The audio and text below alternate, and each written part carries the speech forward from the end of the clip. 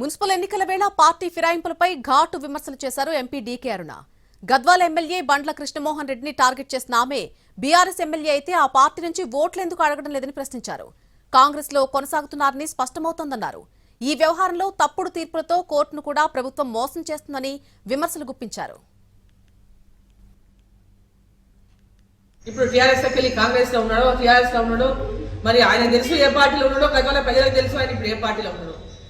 TRS గెలిచి వచ్చా ఆయన ఉన్నది కాంగ్రెస్ పార్టీ అని అందరూ తెలుసు.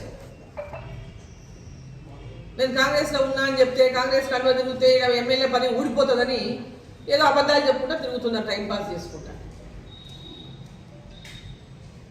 టీఆర్ఎస్ పార్టీ వాళ్ళైతే టీఆర్ఎస్ పార్టీలో పోయి తిరగాలి, అలా తిరుగుతలేడు. టీఆర్ఎస్ పార్టీకి ఓటు ఏమని అడగాలి, అడుగుతలేడు. అంటే కాంగ్రెస్ పార్టీలో ఉన్నట్టే కదా.